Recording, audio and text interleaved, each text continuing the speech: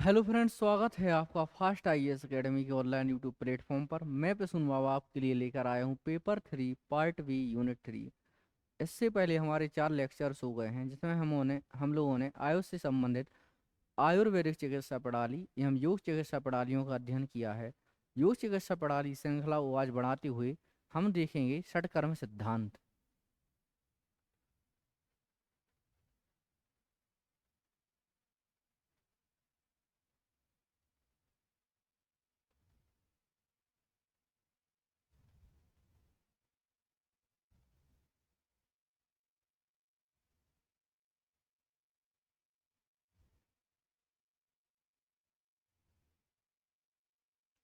सबसे पहले षटकर्म में हम देखेंगे इसका शाब्दिक अर्थ। तो सत्कर्म का शाब्दिक अर्थ होता है हमारे क्षय कर्म, अर्थात 6 प्रकार के ऐसे कर्म जो हमारे स्वास्थ्य संरक्षण एवं रोग मुक्ति या उदाहरण को आत्मसात करते हुए हमारे शरीर को स्वस्थ बनाते हैं, वह क्या कहलाते हैं? 6 प्रकार के कर्म कहलाते हैं। क्लियर। दूसरे नंबर पर देखेंगे यह अवधारणा क्या है। तो इस अवधारणा में हम दो मत देखेंगे। एक मत मत है हमारे महर्षि घेरंड जी का, दूसरा मत है हमारी हठ प्रदीपिका में वर्णित है। महर्षि घेरंड जी क्या कहते हैं कि जो योग होता है, योग को प्रारंभ करने से पहले हमें यह षटकर्म कर लेना चाहिए। क्यों कर लेना चाहिए हमें यह षटकर्म? क्योंकि यह हमारे शरीर को शुद्ध कर देते हैं, जो योग का एक आवश्यक तत्व होता है या घटक होता है। दूसरे नंबर पर हमारा मत होता है किनका? हमारे हठ प्रदीपिका में वर्णित है, जिसमें क्या बताया गया है, जिन व्यक्तियों में मोटापा अधिक होता है या चर्बी ज़्यादा होती है या कफ दोष ज़्यादा होता है, उन लोगों के लिए योग करने से पहले षटकर्म प्रक्रिया को अनिवार्य बताया गया है।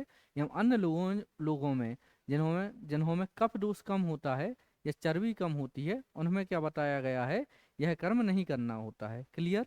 या षटकर्म प्रक्रिया वो नहीं अपनाई जाती है। इसके अलावा हम देखते हैं कि षटकर्म क्या है। षटकर्म शब्द की उत्पत्ति षट और कर्म इन दोनों शब्दों के मेल से हुई है। षट का अर्थ होता है यहाँ पर क्षय, और कर्म का अर्थ होता है क्रियाएं या कार्य। क्लियर। अर्थात 6 प्रकार की क्रियाएं या कार्य को सम्मिलित रूप से क्या कहा गया है? षट कर्म कहा गया है, जिनके द्वारा शरीर की शुद्धि होती है। हठ योग में 6 प्रकार की शुद्धि कर्मों को बताया गया है। कितने प्रकार की शुद्धि कर्मों को बताया गया है? 6 प्रकार की शुद्धि कर्म बताए गए हैं। क्लियर। 6 प्रकार की शुद्धि कर्मों में इन्हें सम्मिलित रूप से क्या कहा जाता है? सिक्स बॉडी क्लीनिंग प्रोसेस भी कहा जाता है। इन्हें घेरंड ने 6 कर्मों में घेरंड संहिता के योग के पहले अंग के रूप में वर्णित किया है। उनका मानना है कि बिना सत्कर्म के अभ्यास से कोई व्यक्ति या साधक योग मार्ग की साधना पर आगे नहीं बढ़ सकता है। क्लियर। इसके बाद सबसे पहले शरीर की शुद्धि आवश्यक है। बिना शरीर की शुद्धि के अन्य अंगों का पालन में साधक को आगे बढ़ने में कठिनाई होती है। इसलिए महर्षि गैरंड ने षटकर्म को योग के पहले अंग या चरण के रूप में स्वीकार किया हुआ है। क्लियर। जिसके ये हम पहले भी देख चुके हैं। षटकर्म हठ योग साधना का क्या है? अति विशिष्ट अंग होता है। षटकर्मों के अभ्यास से न केवल शारीरिक शुद्धि होती है, बल्कि कौन कौन सी शुद्धि भी होती है? शारीरिक शुद्धि के साथ साथ मानसिक शुद्धि पर भी बल दिया जाता है। क्लियर। इसके बाद आ जाते हैं हम षटकर्म के भिन्न उद्देश्य। तो इसके उद्देश्य क्या क्या हो जाएंगे हमारे? पहला उद्देश्य क्या है हमारा? त्रिदोषों को संतुलित करना। त्रिदोष हमारे कौन कौन से हैं? वात पित्त और कफ। दूसरा हो जाएगा हमारा शारीरिक और मानसिक संतुलन बनाए रखना। तीसरे नंबर पर इड़ा या पिंगला नाड़ी को क्या करना है? संतुलित करना है, और सुषुम्ना नाड़ी को प्रवाहित करना है। चौथा उद्देश्य हो जाएगा शरीर में आवश्यक मलों का निष्कासन करने में भी किसकी महत्वपूर्ण भूमिका रहती है? हमारे षटकर्म की महत्वपूर्ण भूमिका रहती है। शरीर की आंतरिक शुद्धि करने के लिए और स्वस्थ बनाने रखने के लिए भी षटकर्म की आवश्यकता होती है। इसके अतिरिक्त शरीर के आंतरिक संस्थानों जैसे पाचन तंत्र, परिसंचरण तंत्र आदि को बनाए रखने में भी किसकी षटकर्म की महत्वपूर्ण भूमिका होती है। घेरंड के अनुसार षटकर्म कौन कौन से हैं? उन्होंने अपनी घेरंड संहिता, इनकी एक पुस्तक है, उन्होंने अपने दोहे के माध्यम से बताया है। धौर्ती वस्तिस्थ था, नेतिर लौलिकी त्राटकम तथा कपाल भातिष्ठानी षटकर्माणि समाचरित। अर्थात जो हमारे 6 कर्म हैं वह कौन से हैं? पहला धोती है, दूसरा वस्ती है, तीसरा नेति है, चौथा लौलिकी है, लौलिकी अथवा नौली हो जाएगा, पांचवा त्राटक हो जाएगा, और छठवां क्या हो जाएगा हमारा? कपाल भाती हो जाएगा। अब षटकर्म का वर्णन कहाँ है?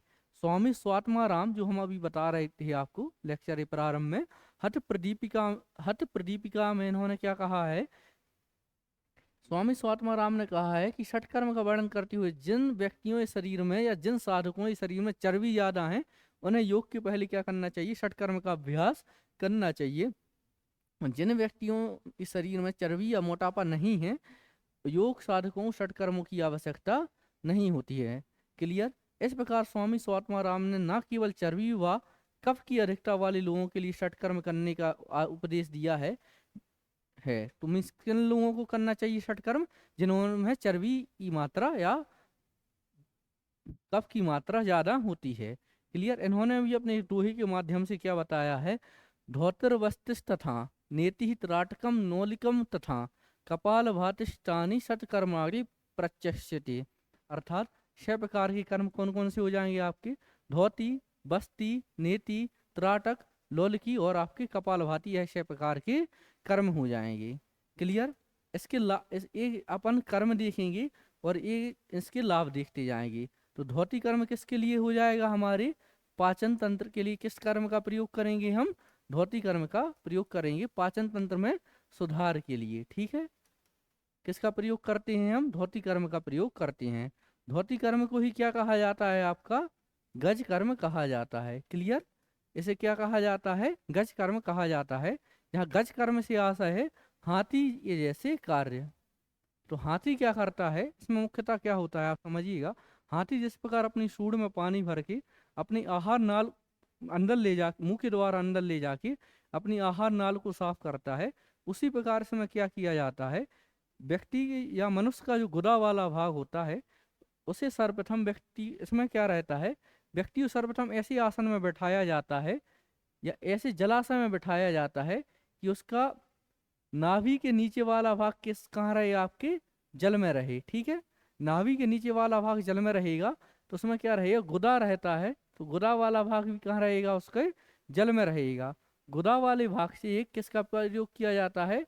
पाइप अथवा नली का प्रयोग किया जाता है, जो या तो प्लास्टिक की बनी होती है या आपके लकड़ी की बनी होती है। ठीक है? इसके द्वारा कोई साइड इफेक्ट नहीं होता है।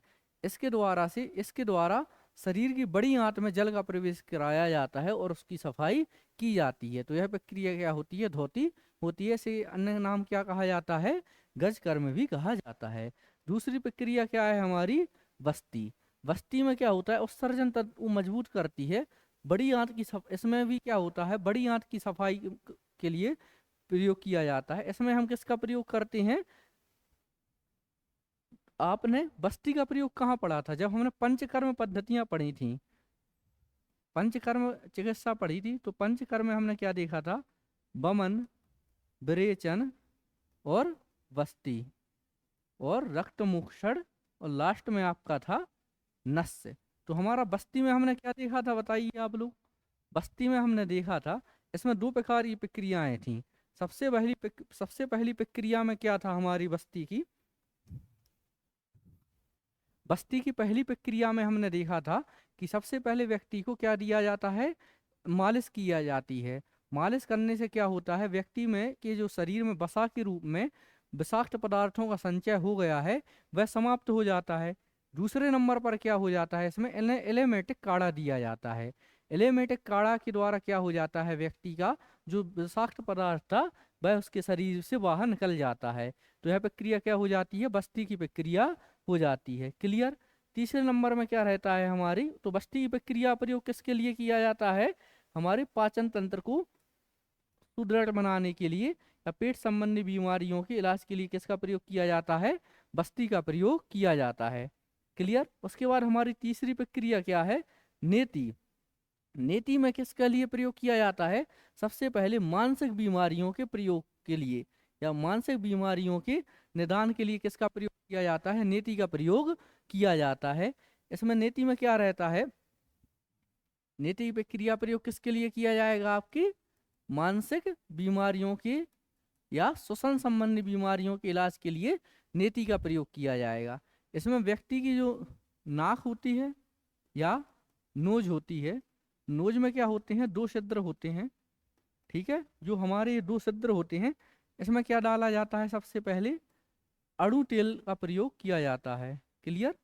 इस अड़ू तेल के प्रयोग के द्वारा क्या होता है, व्यक्ति की मस्तिष्क को साफ किया जाता है एवं उसमें रक्त के प्रवाह को क्या किया जाता है, सुचारू रूप से बनाया जाता है, जिसके द्वारा व्यक्ति को क्या होता है, तनाव ग्रस्त रहता है तो वह तनाव मुक्त हो जाता है। यह प्रक्रिया क्या कहलाती है, आपकी नीति की प्रक्रिया कहलाती है।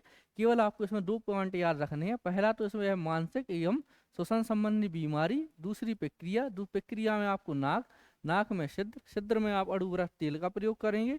अड़ूव्रत तेल का प्रयोग करेंगे तो क्या हो जाएगा, आपके अड़ूव्रत तेल के प्रयोग करने से व्यक्ति के मस्तिष्क में जो साफ हो जाएगा और रक्त का सुचारू रूप से संचालन होने लगेगा। यह क्या कहलाएगा, आपकी नेति की प्रक्रिया कहलाएगी। इसका प्रयोग किसके लिए किया जाएगा, अब एक बार हम प्रक्रिया देख लेते हैं। इस नेति की क्रिया में आँख, नाक व गले से संबंधित बीमारियों को ठीक करती है, जैसे आँख का लाल होना, दृष्टि कमजोर होना, आँखों का पानी आना, सायरन साइनोसाइटिस जैसे रोग, माइग्रेन, सर दर्द, गले के रोग संबंधी रोगों के उपचार में किसका प्रयोग किया जाता है, नीति का प्रयोग किया जाता है। यह ईएनटी रोगों के लिए बहुत ही उपयोगी होती है, इसलिए इस थेरेपी को क्या कहा जाता है, ईएनटी स्पेशलिस्ट थेरेपी भी कहा जाता है। तो हमने कौन कौन सी प्रक्रियाएं देखी हैं अभी तक, हमने षट कर्म कितने कर्म देखे हैं, 3 कर्म देखे हैं। पहला देखा है धोती, धोती को आपको गज कर्म याद रखना है। दूसरे नंबर बस्ती, बस्ती में आपको 2 चरण। सबसे पहले आप क्या करेंगे, व्यक्ति को मालिश करेंगे, उसके बाद एलिमेंटिक काढ़े देंगे। तीसरे नंबर पर देखी नेति, तो नेति में भी क्या रहेगा, मस्तिष्क संबंधी, मस्तिष्क नाक में अड़ू तेल डालेंगे, उससे क्या हो जाएगा, मस्तिष्क साफ होगा और जिसमें रक्त का सुचारू रूप से संचालन हो जाएगा। चौथे नंबर पर आ जाते हैं हम कौन सी प्रक्रिया पर, नौली प्रक्रिया पर आ जाएंगे।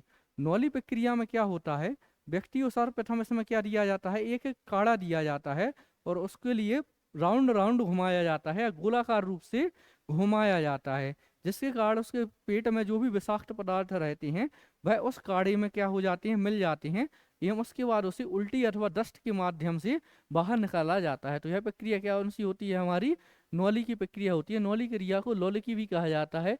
यह उदर से संबंधित रोगों में बहुत ही उपचार के लिए उपयोगी होती है। इसमें नियमित अभ्यास से वायु रोग, भूख की अनियमितता व अपच आदि रोग दूर हो जाते हैं।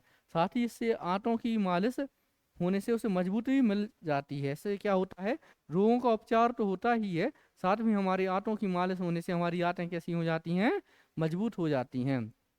हमारी 5वां कर्म कौन सा हो जाता है, त्राटक।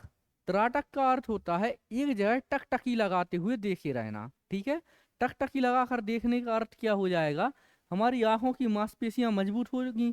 त्राटक का अर्थ क्या है, टकटकी लगाकर देखना, तो इससे हमारा आपकी एकाग्र चित्र होंगे, आपकी हाइपरटेंशन जैसी समस्याएं समाप्त होंगी, आप तनाव मुक्त होंगे, आपकी आंखों की मांसपेशियां मजबूत होंगी, इससे हमारी आंखों के रोग दूर होंगे और इसमें निद्रा व तंद्रा आदि रोग भी समाप्त होते हैं। त्राटक से मन को एकाग्र करने से बहुत सहायता मिलती है।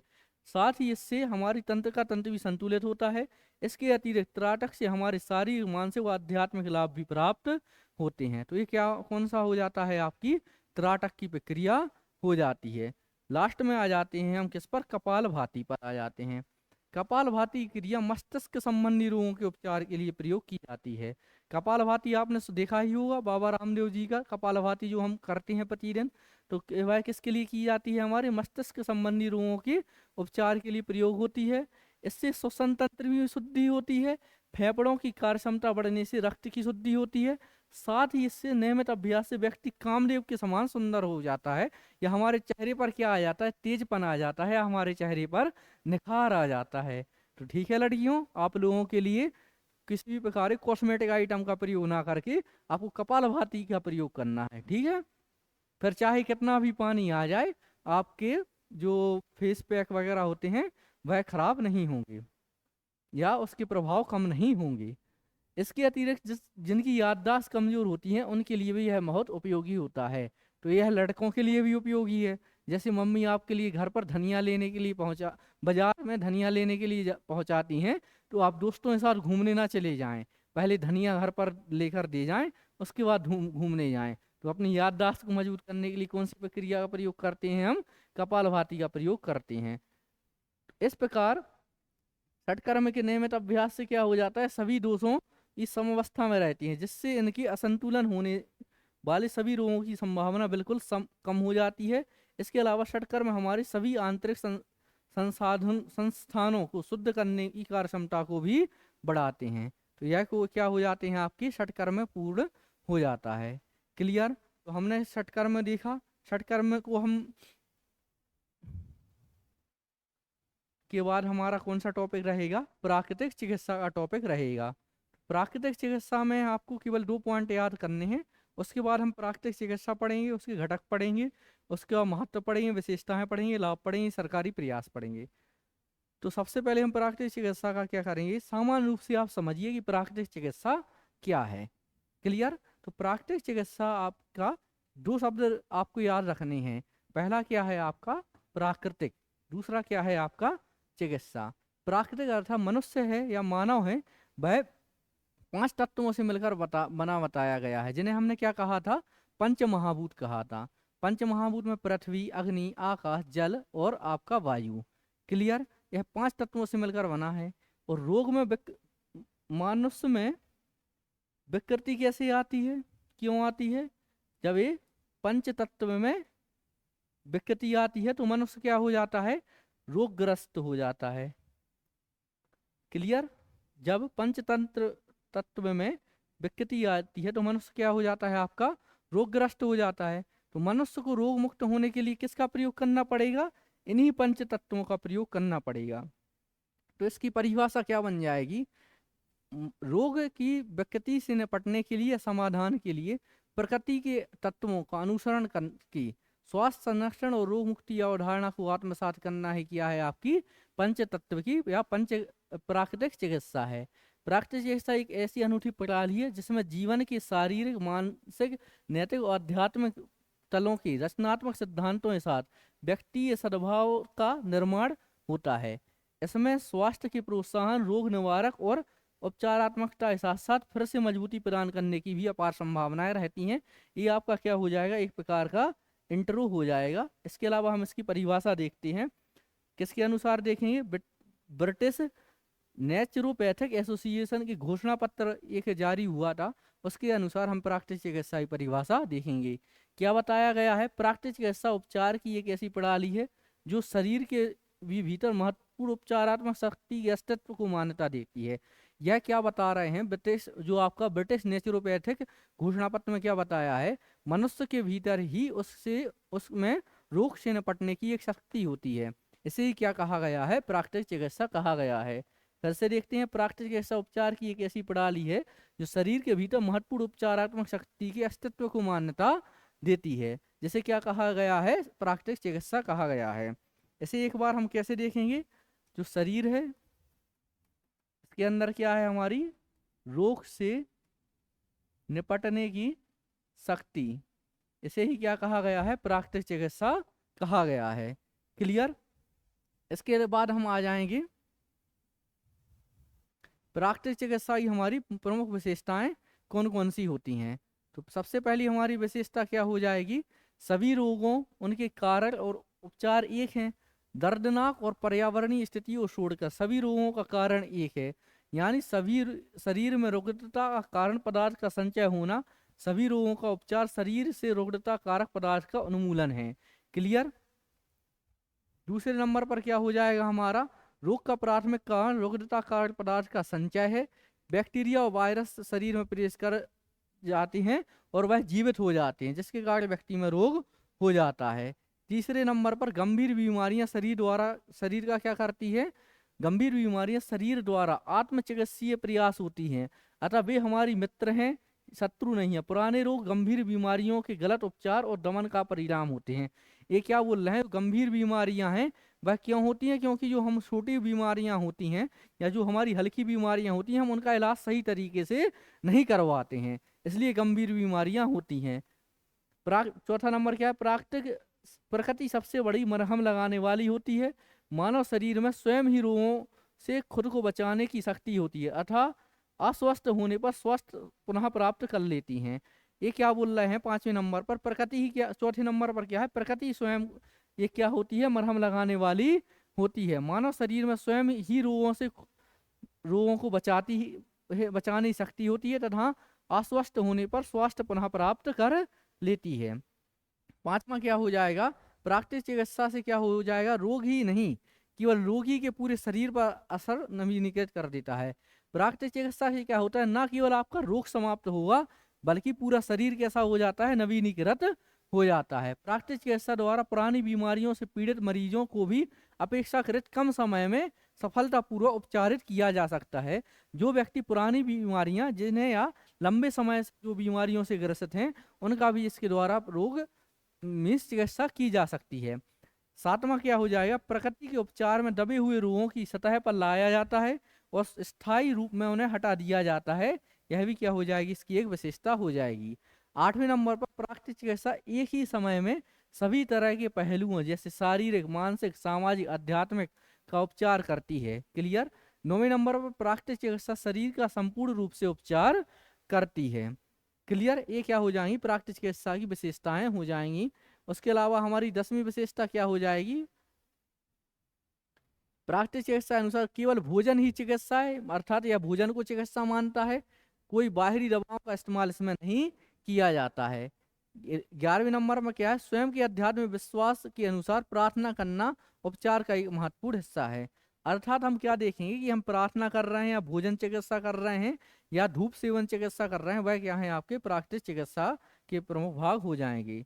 अब हमें क्या देखना है, इसकी आप घटक डालकर लिख दीजिए, घटक या प्रकार। यह कितने प्रकार की होती है, हम एक एक प्रकार को 10 मार्क्स में कंप्लीट करने का प्रयास करेंगे। पहली क्या रहेगी आपकी खुराक चिकित्सा, इसे ही क्या बोलते हैं हम, भोजन चिकित्सा कहा जाता है। क्लियर। इसमें खुराक चिकित्सा आ जाएगी, जल चिकित्सा आ जाएगी, मृदा चिकित्सा आ जाएगी, धूप सेवन चिकित्सा आ जाएगी, आपकी वायु चिकित्सा आ जाएगी, रंग चिकित्सा आ जाएगी, एक्यूपंचर, एक्यूप्रेशर, ये सब किसके होते हैं, आपके प्राकृतिक चिकित्सा के ही भाग होते हैं। इन्हें हम सभी घटकों को, कभी भी आपका प्राकृतिक चिकित्सा आ जाए तो उन घटकों में इन्हें 2-2 3-3 लाइनों में बताना है, या कभी कोई आपका जैसे धूप सेवन आपके सिलेबस में दिया है, धूप सेवन आपका 10 मार्क्स में आ जाए तो उसको भी हम 10 मार्क्स में यहाँ कंप्लीट करने का प्रयास करेंगे। क्लियर। तो हमारा सबसे पहले क्या है, खुराक चिकित्सा। खुराक चिकित्सा को क्या बोलते हैं हम, फूड थेरेपी भी इसे कहा जाएगा। इंग्लिश में क्या बोलेंगे हम इसे, फूड थेरेपी भी कहा जाएगा। इस थेरेपी के अनुसार भोजन प्राकृतिक रूप से लिया जाना चाहिए। कैसा लिया जाना चाहिए, प्राकृतिक रूप से लिया जाना चाहिए। मौसमी फल, ताजी हरे पत्तियां, पत्तेदार सब्जियां और अंकुरित भोजन बहुत ही लाभकारी है। ये आहार मोटे तौर पर 3 प्रकार में विभाजित किए जा सकते हैं। तो इसमें क्या कहा गया है, आहार चिकित्साएं, भोजन कैसा लेना चाहिए हमें, प्राकृतिक रूप में ही लेना चाहिए। कैसे प्राकृतिक रूप में, मौसमी फल हो उसमें, हरी पत्तेदार सब्जियां हो उसमें, अंकुरित भोजन हो, इस प्रकार से होना चाहिए। आहार मोटे तौर पर 3 प्रकार में विभाजित किया गया है। आहार को कितने भागों में विभाजित किया गया है, आहार को 3 भागों में विभाजित किया गया है। पहला क्या है आपका, एलिमिनेटिव आहार। एलिमिनेटिव आहार को क्या बोलते हैं हम, निष्कासन आहार भी कहते हैं। इसमें कौन कौन शामिल होता है, आपका तरल नींबू शामिल होता है, साइट्रिक रस शामिल होता है, गर्म नारियल का पानी, वनस्पति सूप, छाछ, गेहूं की घास का रस आदि शामिल किसमें हो जाता है, आपके एलिमिनेटिव आहार में शामिल हो जाता है। दूसरे नंबर पर क्या हो जाता है आपका, सुखदायक आहार। वह आहार जो हमारे लिए क्या दे, सुख का अनुभव कराए, तो उसे क्या बोल देते हैं हम, सुखदायक आहार भी कह देते हैं। तो इसमें कौन कौन शामिल हो जाएंगे, आपके फल शामिल हो जाएंगे, आपके सब्जियां, सलाद शामिल हो जाएंगी, उबली हुई वाष्पीकृत सब्जियां, अंकुरित सब्जी, चटनी आदि किसमें शामिल हो जाएंगे, आपके सुखदायक आहार में शामिल हो जाते हैं। तीसरा क्या होता है आपका, रचनात्मक आहार होता है। तो रचनात्मक आहार में पौष्टिक आटा, अपसंस्कृत चावल, थोड़ी सी दालें, अंकुरित दही आदि, अंकुरित अनाज, दही आदि किसमें शामिल हो जाते हैं, आपके रचनात्मक आहार में शामिल हो जाते हैं। क्लियर। तो अपन ने क्या देखा, सबसे पहले खुराक चिकित्सा देखी क्या है, या आहार चिकित्सा देखी क्या है। उसके बाद हमने देखे हैं आहार कितने प्रकार के होते हैं, आपके आहार 3 प्रकार के होते हैं। कौन कौन से आहार देखे हैं हमने, एलिमिनेटिव आहार देखा है, सुखदायक आहार देखा है, और आपका रचनात्मक आहार देखा है। उसके बाद देखें क्षारीय होने के नाते ये आहार स्वास्थ्य में सुधार करने में, ये आहार कैसे होते हैं, आपके बेसिक होते हैं या क्षारीय होते हैं, होने के नाते स्वास्थ्य में सुधार करने में, शरीर की सफाई और बीमारी के लिए प्रतिरक्षा प्रतिपादन में मदद करते हैं। क्लियर। उसके बाद स्वास्थ्य को बनाए रखने के लिए हमारा भोजन 20% कैसा होना चाहिए, आपका अम्लीय होना चाहिए। मीन्स अम्लीय कैसा होना चाहिए, आपका कम होना चाहिए। और क्षारीय कैसा होना चाहिए, ज़्यादा होना चाहिए। और क्षारीय कितना होना चाहिए आपका, 80% क्षारीय होना चाहिए। अच्छा स्वास्थ्य चाहने वाले किसी भी व्यक्ति के संतुलित भोजन नितांत आवश्यकता है। प्राकृतिक चिकित्सा में भोजन को दवा के रूप में माना जाता है। प्राकृतिक चिकित्सा में भोजन को किस रूप में माना जाता है, आपकी दवा के रूप में माना जाता है। तो ये क्या हो जाएगी, आपकी खुराक चिकित्सा हो जाएगी। तो खुराक चिकित्सा में सबसे पहले हमने देखा है क्या है, ठीक है।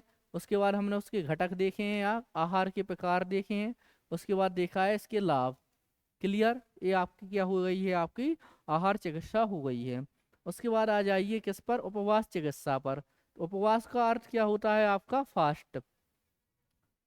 ठीक है, फास्ट में रहकर हम क्या पढ़ रहे हैं, फास्ट थेरेपी पढ़ रहे हैं या उपवास चिकित्सा पढ़ रहे हैं। तो उपवास चिकित्सा में मुख्य रूप से स्वेच्छा से कुछ समयावधि के लिए कुछ या सभी भोजन, पेय या दोनों से परहेज करना चाहिए। देखो उपवास में हमें क्या करना चाहिए, कुछ समय के लिए परहेज करना चाहिए। भोजन से परहेज करें, जल से परहेज करें या दोनों से परहेज करें। क्लियर। उपवास का अर्थ क्या होता है आपका, ईश्वर के पास होता है। उपवास संपूर्ण हो सकता है या आंशिक या लंबे समय तक का हो सकता है, अथवा कुछ अवधि के लिए रुक रुक कर भी है हो सकता है। उपवास कैसा हो सकता है, लंबे समय तक हो सकता है, कुछ रुक रुक कर अवधि के लिए हो सकता है, और आपका संपूर्ण समय तक का हो सकता है। क्लियर। उसके बाद स्वास्थ्य संरक्षण के लिए एक उपवास उपचार का महत्वपूर्ण साधन है। स्वास्थ्य संरक्षण के लिए क्या है, उपवास क्या है, एक महत्वपूर्ण साधन है। उपवास में मानसिक तैयारी की एक आवश्यक पूर्व शर्त है। लंबे समय का उपवास केवल एक सक्षम प्राकृतिक चिकित्सा के पर्यवेक्षण के अधीन किया जाना चाहिए। उपवास अगर यदि आप लंबे समय का उपवास कर रहे हैं तो किसी चिकित्सक की सलाह से ही करना चाहिए या उसकी देखरेख में करना चाहिए। उपवास की अवधि रोगी की उम्र पर, व्यक्ति बीमारी प्रगति पर या पहले से इस्तेमाल की गई दवाओं के प्रकार पर निर्भर करती है। क्लियर। किस पर निर्भर करेगी, व्यक्ति की उम्र पर, व्यक्ति ये लिंग पर, पहले से उसे बीमारी कौन कौन सी है उस पर वह निर्भर करेगी, या यह उसे किस प्रकार की बीमारी है उस पर निर्भर करेगी। कभी कभी समय, कुछ समय 2 या 3 दिन में उपवास की एक श्रृंखला शुरू करने और धीरे धीरे 1 या 2 दिन में प्रत्येक उपवास की अवधि बढ़ाने की सलाह दी जाती है। तो उसमें उपवास चिकित्सा में क्या होता है, कभी कभी आपकी लंबी प्रक्रिया चलती है। तो क्या लंबी प्रक्रिया चलाने के लिए क्या कहा जाता है, पहले आप नियमित अंतराल से उपवास कीजिए, उसके बाद इस उपवास की प्रक्रिया को आगे बढ़ाइए। उसके बाद हम देखेंगे कि उपवास में पानी, रस और काफी हद तक इस पर निर्भर करता है कि उसे कैसे तोड़ा जा सके। तो उपवास तोड़ने के कुछ नियम होते हैं। क्लियर। उपवास में पानी, रस या कच्ची सब्जियों के रस के साथ हो सकता है। देखो उपवास ऐसा नहीं होता कि ऐसे आप बिल्कुल पानी नहीं लें। कोई लोग पानी लेते हैं, कोई सब्जियों का रस लेते हैं, कोई फलों का रस लेते हैं, उसके साथ भी उपवास किए जा सकते हैं। तो उपवास की सफलता काफी हद तक इस पर निर्भर करती है कि उसे कैसे तोड़ा जाए। उपवास को तोड़ने के मुख्य नियम क्या है, आवश्यकता से अधिक ना खाएं, भोजन को धीरे धीरे चबाकर खाएं और सामान्य आहार के लिए क्रमिक बदलाव के कई दिन लगाएं। कैसा करना चाहिए हमें उपवास करने के लिए, सामान्य बदलाव करना चाहिए, उसे क्रमिक रूप से बदलाव लाना चाहिए। क्लियर। ये क्या हो जाएगी, आपकी उपवास चिकित्सा हो जाएगी। तो उपवास चिकित्सा में हमने क्या देखा, सबसे पहले उपवास चिकित्सा क्या है, उसके बाद उपवास चिकित्सा में हम किन किन घटकों, किन किन सावधानियां रखनी चाहिए। उसके बाद हम जब ये लाभ देखेंगे, वह लाभ सभी प्राकृतिक चिकित्सा एक कॉमन लाभ याद करेंगे हम 5 से 7, वही क्या रहेंगे आपकी प्रत्येक चिकित्सा में प्रयोग होते जाएंगे, जैसा हमने आयुर्वेद प्रणाली में भी किया था। क्लियर। तो हमारी 2 चिकित्सा हो गई हैं। सबसे पहली है आपकी कौन सी, फूड थेरेपी। सेकेंड है आपकी फास्ट थेरेपी। थर्ड है आपकी सॉइल थेरेपी, आपकी मृदा चिकित्सा। ये सभी आपके क्या दिए हैं, सिलेबस में दिए हुए हैं। तो मृदा चिकित्सा बहुत सरल और प्रभावी उपचार साधन है। इसके लिए प्रयोग की जाने वाली मिट्टी साफ होनी चाहिए और जमीन की सतह से 3-4 फीट गहरी सतह से प्रयोग में लाना चाहिए।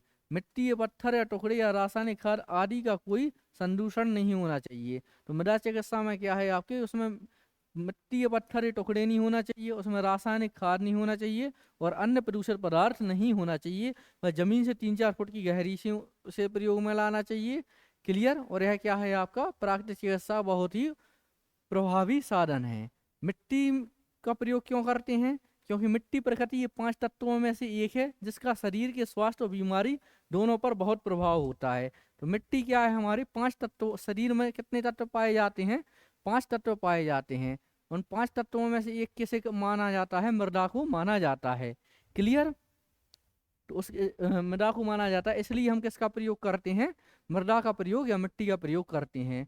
इसके उपयोग के लाभ क्या होते हैं, इसके लिए हम देखेंगे। तो इसके लाभ में हम देखें इसका काला रंग, मृदा का सामान्यतः रंग कैसा होता है आपका, काला रंग होता है, जो धूप के सभी रंगों को अवशोषित कर लेता है और शरीर को क्या कर देता है, ऊर्जा प्रदान करता है।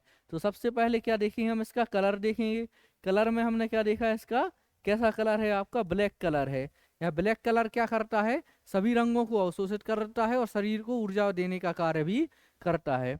दूसरा हो जाएगा, मिट्टी एक लंबे समय तक नमी को बरकरार रखती है, अर्थात मिट्टी की आर्द्रता ग्रहण करने की क्षमता कैसी होती है, ज़्यादा होती है। तो मिट्टी लंबे समय तक नमी को बरकरार रखती है, शरीर पर लेप करने पर ठंडक प्रदान करती है। क्लियर। तीसरा हो जाएगा, इसकी इसके आकार व एक रूपता को पानी मिलाकर आसानी से बदला जा सकता है। सबसे पहले हमने देखा उसका रंग, दूसरे नंबर पर देखा है उसका गुण। गुण में देखा है उसमें जल की या नमी को धारण करने की क्षमता ज़्यादा होती है, जिसके कारण वह क्या होती है, ठंडक बनाए रखती है। तीसरे नंबर पर देखेंगे उसका एक और गुण क्या है, उसके आकार में परिवर्तन किया जा सकता है, अर्थात शरीर के भिन्न अंगों के आकारों के आधार पर इसे भिन्न भिन्न प्रकार से प्रयोग में लाया जा सकता है। चौथे नंबर पर देखेंगे यह सस्ती होती है। पांचवें नंबर पर यह आसानी से उपलब्ध होती है। क्लियर। फिर उसके बाद हम देखेंगे इसमें उपयोग करने से पहले इसमें क्या करना, सावधानियां रखनी चाहिए। पत्थर, घास के कणों और अन्य सभी अशुद्धियों को अलग कर लेना चाहिए। ठीक है। मिट्टी को सुखाना और चूरा बनाना और सानना चाहिए। क्लियर। तो ये क्या हो जाएंगे, मृदा चिकित्सा के लाभ हो जाएंगे, या मृदा चिकित्सा उपयोग क्यों किया जाना, मृदा चिकित्सा में मिट्टी का प्रयोग क्यों किया जाना चाहिए, ये हो जाएंगे। दूसरा आ जाता है मृदा चिकित्सा कैसे की जाती है। तो मृदा चिकित्सा दो प्रकार से कर सकते हैं। पहला क्या है आपका, मृदा पैक हो जाएगा, दूसरा हो जाएगा कपड़ा युक्त। ठीक है। तो मृदा पैक में क्या रहते हैं, मिट्टी के भिन्न प्रकार के पैक बना दिए जाते हैं और उसे शरीर के भिन्न भागों पर लगा दिया जाता है, जिसके कारण क्या रहता है, वह उस आकार को ग्रहण कर लेती है और उस भाग को शीतलता प्रदान करती है। दूसरा क्या रहता है, कपड़ा युक्त। कपड़ा क्या रहता है, मिट्टी को कपड़े में लपेट दिया जाता है और उस कपड़े की पट्टियां बनाकर शरीर के जिस भाग की चिकित्सा करनी पड़ती है उस भाग में हम प्रयोग कर सकते हैं। तो अब आ जाते हैं मृदा पैक के क्या लाभ होते हैं। देखो, पेड़ पर लगाने से किस प्रकार की बीमारियां दूर होंगी, आपकी अपच संबंधी बीमारियां दूर हो जाएंगी। जैसे आंतों को गर्मी कम लगेगी और पेरिस्टोलाइसिस को उत्तेजित करने में यह प्रभावी हो जाएंगी।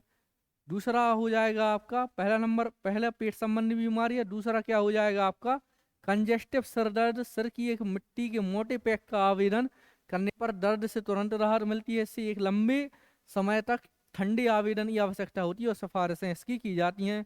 दूसरा, मानसिक रोगों के उपचार में इसका लाभ हो जाएगा। तीसरा, आंखों पर पैक लगाने से तीसरा हो जाएगा आपकी आंख संबंधी रोगों के उपचार में इसका प्रयोग हो जाएगा। ठीक है। तो ये क्या हो जाएगा आपका, मृदा पैक के लाभ हो जाएंगे। क्लियर। अभी अपन ने क्या देखा, मिट्टी से उपचार की पद्धतियों में क्या देखा था, मृदा पैक देखा था। दूसरा, मिट्टी को कपड़े में लगाकर। तीसरा हम क्या देखेंगे इसमें, मृदा स्नान। तो मृदा स्नान क्या है, मिट्टी मरीज को बैठने या लेटने की स्थिति में लगाई जा सकती है। क्लियर।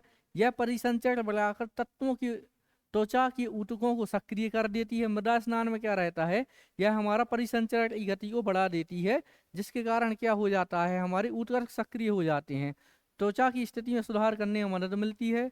स्नान के दौरान ठंड पकड़ने से बचने के लिए सावधानी बरती जानी चाहिए, ये हो जाएगा। बाद में रोगी को ठंडे पानी की धार से अच्छी तरह से धोया जाना चाहिए।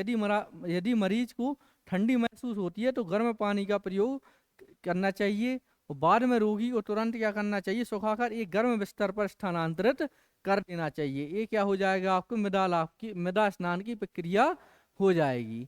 अब मृदा स्नान से क्या लाभ होते हैं आपके, तो सबसे पहला लाभ क्या हो जाएगा आपका, मृदा स्नान का मिट्टी के प्रभाव नवीनता प्रदान करने, स्फूर्ति और सक्रियता देने में प्रयोग किया जाएगा इसका। इससे क्या हो जाएगा, नवीनता हो जाएगी, शरीर में स्फूर्ति आ जाएगी और हमारी सक्रियता में वृद्धि हो जाती है। दूसरा क्या हो जाएगा, हमारे घावों और त्वचा रोगों के लिए मिट्टी का आवेदन ही सही प्रकार की पट्टी है। ठीक है। तीसरा क्या हो जाएगा, मिट्टी के उपचार का प्रयोग शरीर को ठंडक देने के लिए किया जाना चाहिए। चौथा हो जाएगा, शरीर के विषाक्त पदार्थों को तरलीकृत कर देता है और उन्हें बाहर निकालने में मदद करता है। यह इसका एक लाभ हो जाएगा मृदा स्नान का। पांचवा क्या हो जाएगा आपका, कब्ज या तनाव के कारण उत्पन्न हुई बीमारी जैसे आपका उच्च रक्तचाप, ठीक है, सिर दर्द, त्वचा संबंधी रोग जैसे विभिन्न रोगों में मिट्टी का सफलतापूर्वक प्रयोग किया जा सकता है। क्लियर। उसके बाद आ जाइए, गांधी जी कब्ज से छुटकारा पाने के लिए किसका प्रयोग करते थे, मिट्टी मिट्टी के पैक का ही प्रयोग करते थे। तो ये क्या हो जाएगी, आपकी मृदा चिकित्सा पूरी हो जाएगी। इसके बाद आ जाएंगे हम किसके बाद, जलोपचार तक पर। तो हमने पहले क्या देखी है, आपकी फूड, दूसरी फास्ट, तीसरी सॉइल, अब क्या हो जाएगी आपकी वाटर थेरेपी। तो आपकी चौथी थेरेपी कौन सी है, आपकी जलोपचार है। जलोपचार में क्या है, जल उपचार प्राकृतिक चिकित्सा की एक शाखा है, पानी के भिन्न रूपों का प्रयोग करके विकारों का उपचार करता है। इसमें किसका प्रयोग किया जाता है, पानी के भिन्न रूपों का प्रयोग किया जाता है। भिन्न रूप कैसे, आपका गर्म पानी का प्रयोग किया जाए, बाष्पीकृत पानी का प्रयोग किया जाए, या पानी को बर्फ बनाकर प्रयोग किया जाए। तो वहां नहीं, ये भिन्न रूपों का प्रयोग करके स्वास्थ्य संरक्षण एवं रोग मुक्ति या अवधारणा पर ध्यान देना ही क्या है, आपका जलोपचार हो जाएगा। क्लियर। पानी के अनुप्रयोग, पानी के अनुप्रयोग में बहुत, इसमें क्या होता है, पानी के अनुप्रयोग के ये रूप बहुत पुराने समय से अभ्यास में है। ठीक है। जल तापीय चिकित्सा अतिरिक्त रूप से तापमान के प्रभाव का उपयोग गर्म ठंडे और स्नान, सोना आवरण आदि और उसके सभी रूपों में ठोस तरल भाप बर्फ आंतरिक और बाह्य रूप से प्रयोग करते हैं। कैसे करते हैं हम इसका जल चिकित्सा में जल का प्रयोग, तो भाई तापमान के प्रभाव का उपयोग करते हैं। उसका प्रयोग कैसे, गर्म और ठंडा स्नान करते हैं। सोना या आवरण आदि में सभी रूप, उसके ठोस रूप का पानी का, तरल रूप में पानी का प्रयोग, भाप रूप में पानी का प्रयोग, बर्फ के रूप में भाप, और आंतरिक और बाह्य रूप से दोनों प्रकार से जल का प्रयोग किसके लिए करते हैं, हम चिकित्सा के लिए करते हैं। अब आ जाइए, जल निसंदेह रोग के सभी उपचार एजेंटों में सबसे प्राचीन है। जैसे हम चिकित्सा में ये जितने भी एजेंट देखते हैं या चिकित्सा जितने भी प्रकार देखते हैं, तो उसमें हम क्या देखते हैं, जल को सबसे प्राचीन एजेंट के रूप में देखा जाता है। क्लियर। अब आ जाते हैं जल का प्रभाव और उपयोग। जल का प्रभाव क्या है, साफ ठंडे पानी से ठीक तरीके से स्नान जलोपचार का एक उत्कृष्ट रूप है। इस तरह स्नान त्वचा के सभी रोम खोलकर उसे हल्का व ताजा बना देता है। उसमें क्या बताया गया है, जैसे व्यक्ति जल से स्नान करता है तो उसे ठंडे पानी से स्नान करना चाहिए। ठंडे पानी से स्नान से क्या होता है, जो उसकी त्वचा पर रोम या रंध्र होते हैं वह खुल जाते हैं, जिसके कारण वह कैसा अनुभव करता है, सुखद अनुभव करता है या आरामदायक अनुभव करता है। दूसरा हो जाएगा, ठंडे स्नान से सभी प्रणालियों और मांसपेशियों को सक्रियता मिलती है। क्या होती है, सभी प्रकार की प्रणालियां रहती हैं और हमारी मांसपेशियां रहती हैं, उन्हें सक्रियता मिल जाती है। स्नान के बाद हमारा रक्त परिसंचरण में क्या हो जाता है, सुधार हो जाता है। क्लियर। तीसरे नंबर पर क्या है, नदी तालाबों झरने और विशेष अवसरों पर स्नान करने से पुरानी परंपरा इस तरह जलोपचार का एक प्राकृतिक रूप है। जब हम इसकी पृष्ठभूमि पर जाएंगे तो हम देखते हैं कि प्राचीन समय में हमारी नदियों तालाबों और झरने में किसी विशेष समय जैसे मकर संक्रांति जैसे अवसरों पर क्या होता है, स्नान करने पर बल दिया जाता है। वह भी क्या है, आपकी जल चिकित्सा का एक रूप है। चौथा नंबर आ जाएगा, हम यह इच्छित तापीय और यांत्रिक प्रभाव उत्पन्न करने के लिए सबसे लचीला माध्यम है। तो यह क्या है, आपका इच्छित तापीय और यांत्रिक प्रभाव उत्पन्न करने का कैसा माध्यम है, एक आपका सॉफ्ट माध्यम या लचीला माध्यम है या फ्लेक्सिबल माध्यम है। और यह सीमित क्षेत्र या पूरे शरीर पर सतह पर लागू किया जा सकता है। जल चिकित्सा का उपयोग या तो शरीर के किसी अंग पर किया जा सकता है या संपूर्ण शरीर पर एक साथ किया जा सकता है। क्लियर। यह गर्मी को अवशोषित करने में सक्षम है और बड़ी तत्परता के साथ गर्मी बाहर भी फेंक सकता है। यह क्या करता है, गर्मी को अवशोषित भी कर लेता है और गर्मी को शरीर से बाहर निकालने में भी यह सक्षम होता है। यह क्या हो जाते हैं, आपके जल चिकित्सा के लाभ हो जाते हैं। छठवां लाभ क्या हो जाएगा, एक सार्वभौमिक विलायक होने के नाते इसका प्रयोग किसमें, आंतरिक एनीमा, कॉलोनिक सिंचाई, पानी के पीने पानी पीने के रूप में यूरिक एसिड, यूरिया, नमक, अत्यधिक चीनी और कई अन्य तरह के खाद्य रसायनों जो कि अपशिष्ट उत्पाद हैं के उन्मूलन में अत्यधिक सहायता करता है। क्लियर? ये क्या इस रूप में सहायता करता है भाई? यूरिया के, यूरिक एसिड, अत्यधिक चीनी या कई रक्त या खाद्य रसायन जो कि अपशिष्ट उत्पाद हैं उनके उन उसके द्वारा उत्पन्न होने वाले रोगों के उन्मूलन में किसका प्रयोग किया जाता है? जल चिकित्सा का प्रयोग किया जा सकता है। तो अब जल चिकित्सा का प्रयोग कितने रूपों में किया जा सकता है? निम्न रूपों में किया जा सकता है। गीली पट्टी या पुलिप्स का प्रयोग करें, ठीक है। ठंडी सेक करें, ठीक है। ठंडी सेक माने ठंडे पानी से सेक। तापीय सेकाई मतलब गर्म पानी से सेक, ठीक है। उसके बाद गर्म और ठंडी सेकाई दोनों को एक साथ प्रयोग करते हैं। क्लियर? उसके बाद हो जाता है, पहली क्या हो जाती है? भिन्न प्रकार की गीली पट्टियां, पुलिप्स। तो इसमें गीली पट्टी ठंडी हो सकती है, गर्म हो सकती है, या दोनों प्रकार की हो सकती है। दूसरा क्या हो जाता है आपका? स्नान। स्नान में क्या हो जाएगा आपका? हेप स्नान हो जाएगा। दूसरा हो जाएगा मेरुदंड का स्नान या मेरुदंड में स्प्रे। स्प्रे में क्या रहता, स्प्रे से क्या रहता है? यह तेज गति से हमारे शरीर पर पड़ता है या मेरुदंड पर पड़ता है। क्लियर? इसमें भी हम ठंडे पानी का प्रयोग कर सकते हैं स्नान में, मेरुदंड के स्नान में, या गर्म का, या दोनों दोनों क्रमिक रूप से प्रयोग कर सकते हैं। पैरों और भुजाओं का स्नान कर सकते हैं। इसके में हम सांस द्वारा भाप लेना और भाप स्नान मीन्स जब पानी को वाष्प के रूप में लेते हैं तो वह क्या हो जाएगा? हमारा भाप स्नान हो जाएगा या वेपर स्नान हो जाएगा। सोनाबाथ क्या हो जाएगा? विशिष्ट प्रकार का ये जल के द्वारा प्रयोग लाया, जल का प्रयोग करके किया गया स्नान सोनाबाथ हो जाएगा। स्पंज स्नान, किसी स्पंज में जल को एकत्रित कर लेंगे फिर उसके बाद उसके ऊपर लेट कर हम स्नान करते हैं तो यह स्पंज स्नान हो जाएगा। ठीक है। तीसरा क्या हो जाएगा आपका? ये भी अपन ने स्नान के प्रकार देख लिया। अब जेट स्प्रे मालिश। जेट स्प्रे मालिश में आपकी वही हो जाएगी, ठंडा स्नान, गर्म स्नान या तटस्थ स्नान या दोनों का एक साथ प्रयोग करेंगे। जेट स्प्रे मालिश का प्रयोग मुख्यतः आपके क्या रहता है? गुदा को साफ करने में प्रयोग किया जाता है, जिससे हमारा पाचन तंत्र, दूसरे नंबर पर हमारी बड़ी आंत की सफाई हो जाती है। क्लियर? तो इसका प्रयोग किस में किया जाता है? इसमें किसका प्रयोग किया जाता है? आपके जेट स्प्रे का प्रयोग किया जाता है। चौथा हो जाएगा आपका डूब स्नान। डूब स्नान में क्या रहेगा आपका? इसमें पानी, ठंडे पानी में डुबोया जाता है या पूर्णतः डुबकी लगा ली जाती है। इसमें भी ठंडा पानी रहेगा, गर्म पानी रहेगा, या दोनों प्रकार का मिश्रित पानी रहेगा। पांचवा क्या हो जाएगा आपका? एनीमा। ग्रेजुएटेड एनीमा, योनि की धुलाई, ठंडी धुलाई, तटस्थ धुलाई या गर्म धुलाई। एनीमा में क्या रहता है? महिलाओं में यह प्रयोग किया जाता है जब उनके प्रजनन तंत्र या योनि संबंधी विकृति आ जाती है तो उसमें किसका प्रयोग किया जाता है? एनीमा का प्रयोग किया जाता है और जल का प्रयोग करके उसको साफ किया जाता है। उसके बाद आ जाइए हाइड्रो उपचार के तौर तरीकों में एक कोलोन की थेरेपी की जाती है या आपकी बड़ी आंत की थेरेपी की जाती है, या मलाशय का जलोपचार किया जाता है। यह कोलोन या बड़ी आंत की सफाई या फ्लीसिंग की प्रक्रिया है। यह उपचार की एनीमा के समान है लेकिन अधिक व्यापक है। यह रुके हुए मल को क्या करता है? कोलोन से बाहर निकालने में मदद करता है।